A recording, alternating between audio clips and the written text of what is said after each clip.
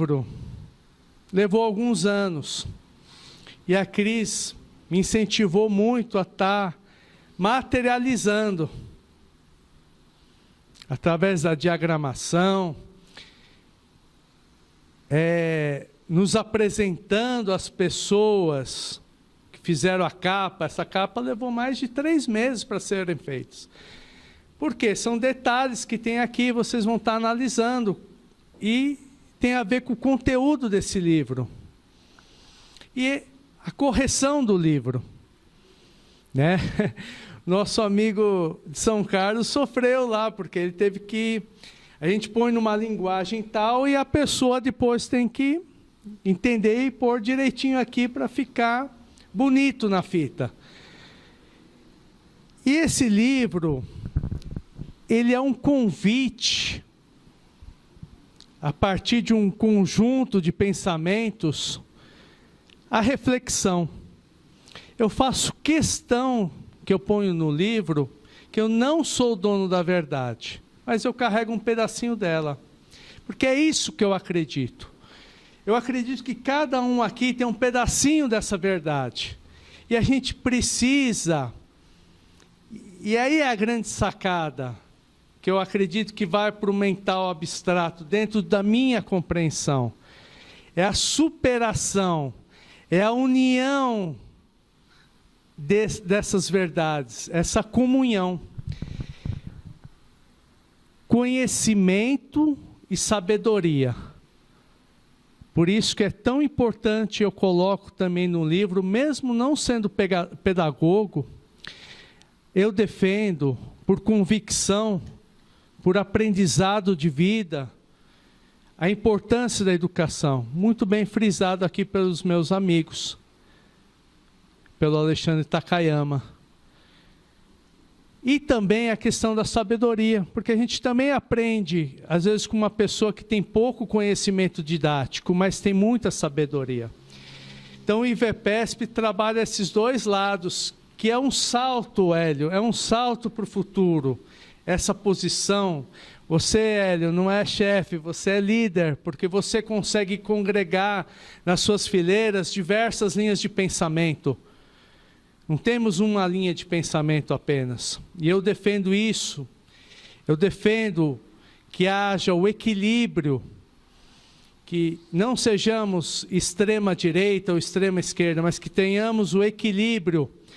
Hoje a nação brasileira, e eu ponho aqui, precisa ter essa comunhão das instituições, Sociedade Brasileira de Obiose, Maçonaria, Rotary, Lions, instituições afins, Forças Armadas também.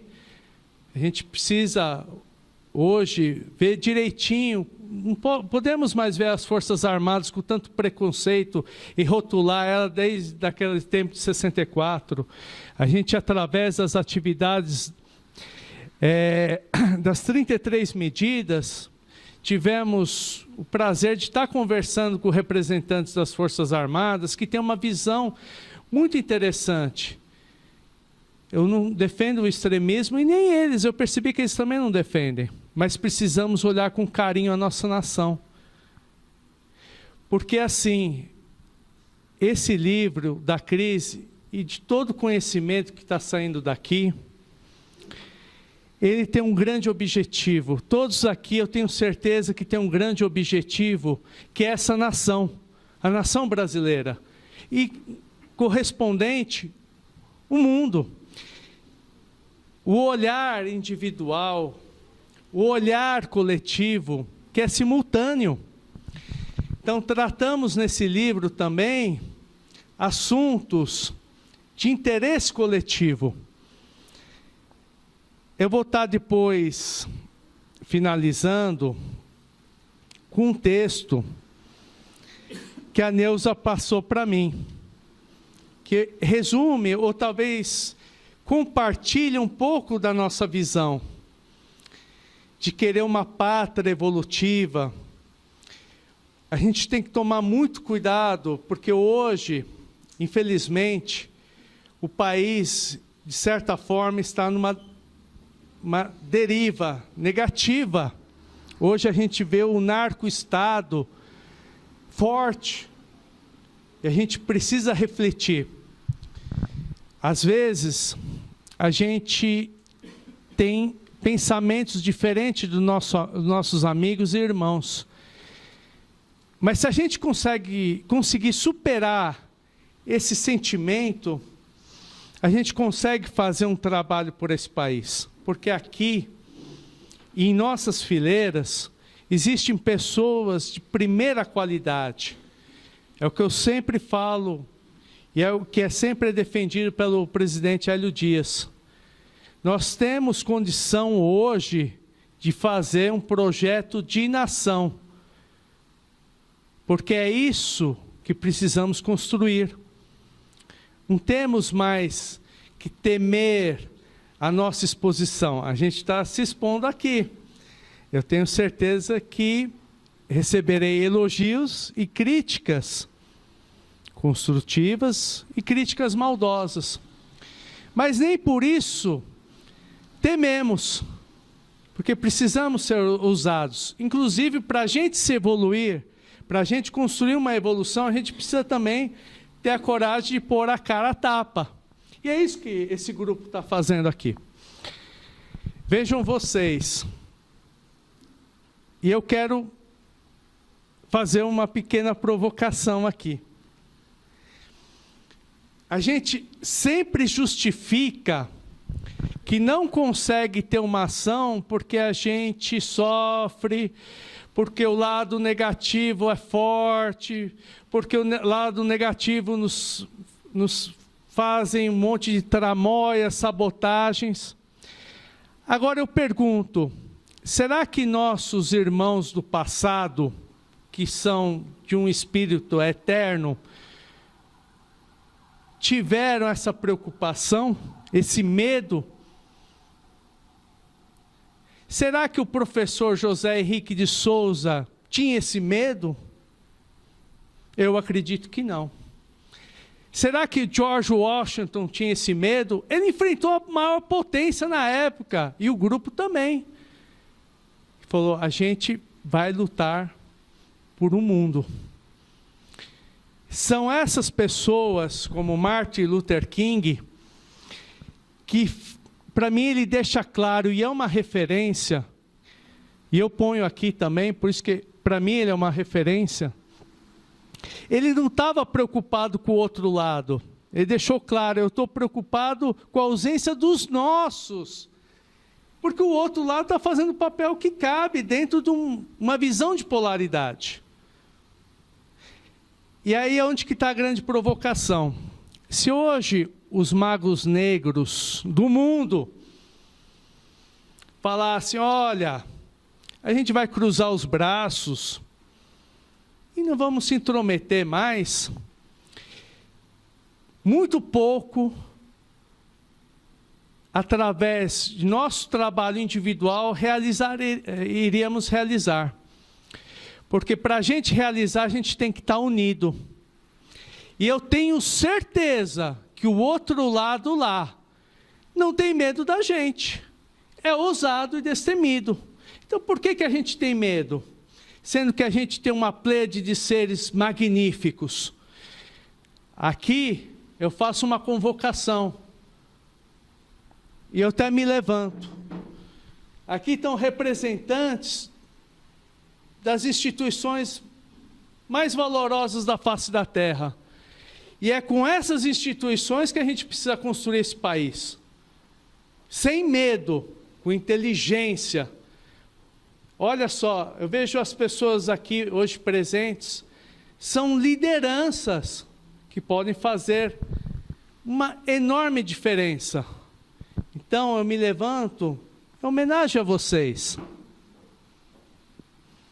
Nesse livro aqui, eu coloco a importância do respeito, da confiança, da disciplina, do amor e do rigor.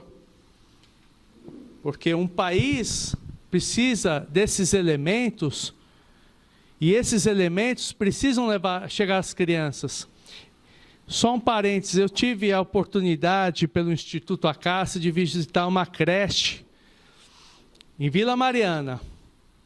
Nessa creche, as crianças que eram do Heliópolis, crianças de alto risco, ao contato com carinho e disciplina daquela creche, eram crianças transformadas, crianças que participavam de uma visão que você imaginava que elas eram de uma classe abastada financeiramente.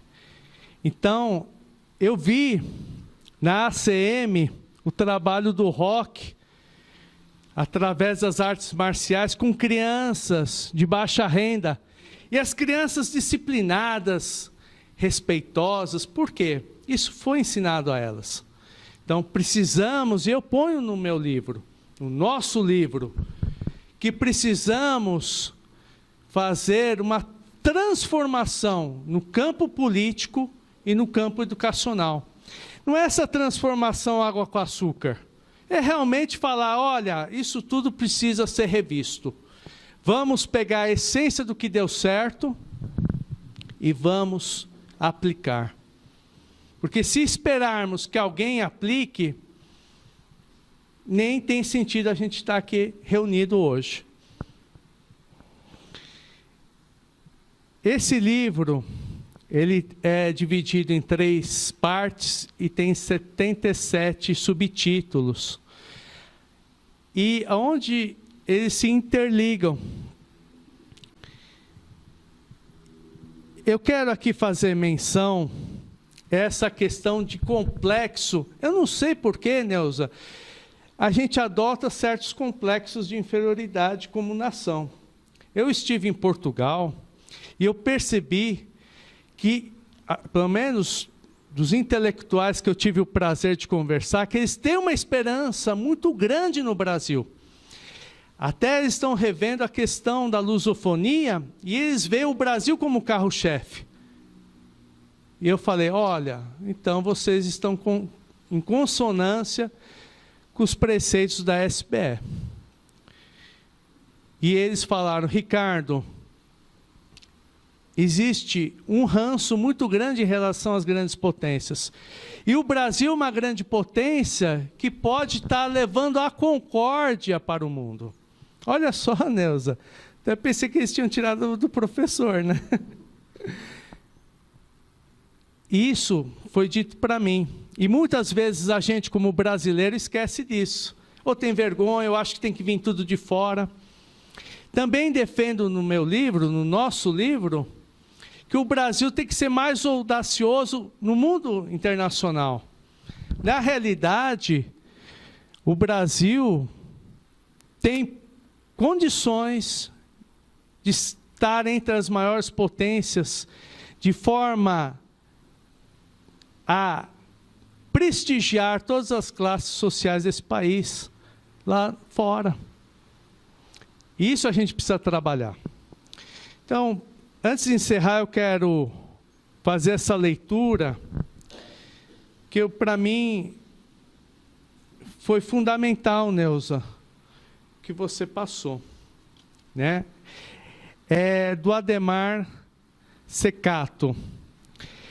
A diferença entre as nações pobres e ricas não é a idade das nações. Eu vejo, às vezes, muitos membros de nossas fileiras pondo a culpa nisso. Ah, o Brasil é um país novo, por isso que está essa situação. A gente precisa rever isso. Isso pode ser demonstrado por países como a Índia e o Egito, que têm mais de 2000 anos. São países pobres ainda. Por outro lado, Canadá, Austrália e Nova Zelândia, que há 150 anos atrás eram insignificantes, hoje são países desenvolvidos e ricos. A diferença entre a nação pobre e rica não depende também dos recursos naturais disponíveis. Japão tem um território limitado, 80% montanhoso, inadequado para a agricultura e a agropecuária, mas é a segunda economia do mundo. O país é como uma imensa fábrica, ou a segunda, ou flutuante, importante na matéria-prima de todo o mundo. A exportação produz manufaturados. Segundo exemplo aqui, a Suíça, onde não cresce cacau. E não é só a Suíça, não. Mas produz os melhores chocolates do mundo. Em seu pequeno território, ela cuida de suas vacas e cultiva a terra apenas por 4 meses do ano. Não obstante, fabrica os melhores produtos de leite. Um pequeno país, que é uma imagem de segurança, tornou-se o banco mais forte do mundo. Enfim, a diferença e a atitude das pessoas, aqui que está. Isso está falando de nós, lideranças, moldadas durante muitos anos para educação e cultura. Olha aqui o nosso trabalho. Ele não é em vão. Quando analisamos o comportamento das pessoas dos países ricos e desenvolvidos, observa-se uma maioria respeita os seguintes princípios de vida: ética como princípio básico, integridade, responsabilidade, o respeito à legislação e regulamentação, o respeito da maioria dos cidadãos pelos direitos dos outros. Enfim, isso eu tenho certeza que não é novidade, porque é o que cada um aqui pratica. O que nos falta é tomarmos isso com as ferramentas que temos aqui e levantarmos uma bandeira. Eu diria o que o Rodolfo esses dias me comentou a respeito do futuro. Insistimos em falar que o Brasil é o país do futuro, de certa forma querendo passar a bola para as próximas gerações. E eu digo aqui, nós devemos falar do Brasil como futuro imediato. Eu tive o prazer de fazer entrevista com o professor Henrique, da USP. Ele falou: Ricardo, não devemos mais pensar em pequenos pilotos, nós temos capacidade de fazer um salto. Esse trabalho, professor Hélio, esse trabalho, Roque, Lessa, Cris, Neuza, Alexandre e todos aqui presentes, precisamos fazer uma bandeira e um movimento de tal forma a preencher o vazio que existe lá fora. Hoje não é mais um movimento partidário, mas sim um movimento de unidade com as instituições afins. Um movimento de futuro imediato, através de um plano de nação. Eu insisto muito nesse projeto de nação, porque não precisamos mais inventar a roda. Nós temos em nossas fileiras, e cada um conhece, pessoas valorosas, para que seja construído um modelo para essa nação. Independente de partido, de crença, de filosofia partidária. Aliás, isso precisa ser realmente revisto. Não podemos permitir que tal ideologia sabote um movimento puro com pessoas afins. Então, é esse recado que também deixamos no nosso livro.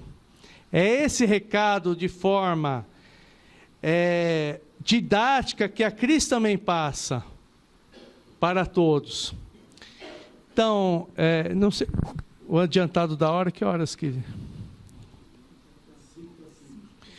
Nós também temos hoje atividade no departamento de São Bernardo, que muitos irmãos terão que se ausentar pelas funções, e eu agradeço também a presença de vocês. Muitos irmãos aqui presentes, eu quero agradecer a presença do nosso irmão Fábio e da nossa cunhada aqui presente.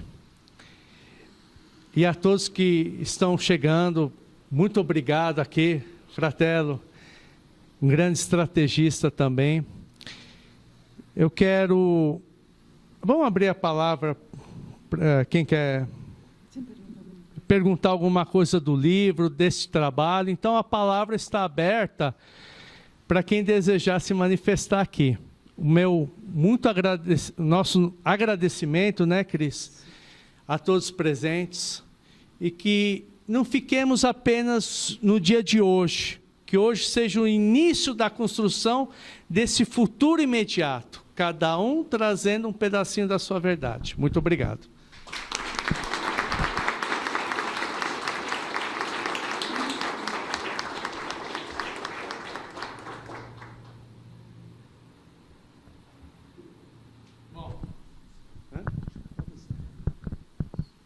Bom, alguém quer fazer uso da palavra aqui, pelo menos?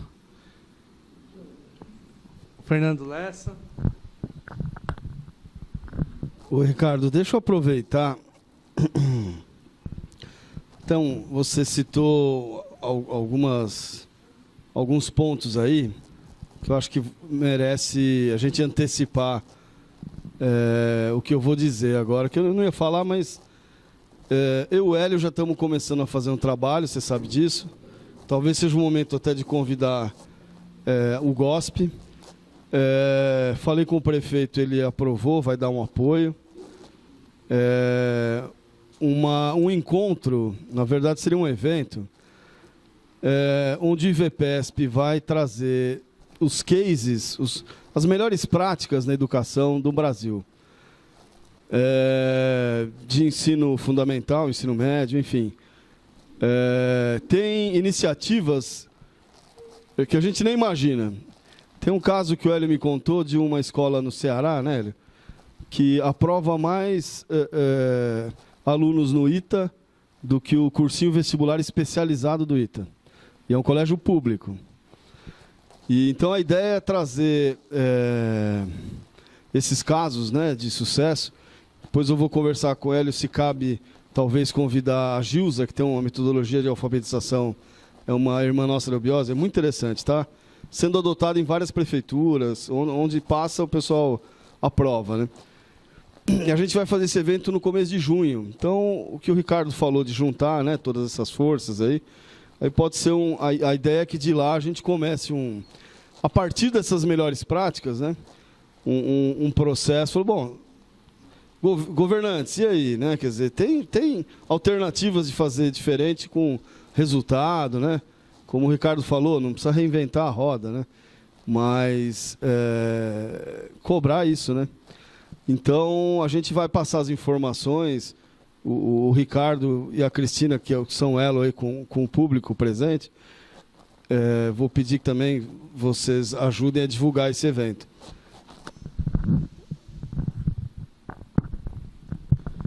Mais alguém gostaria de fazer uso da palavra?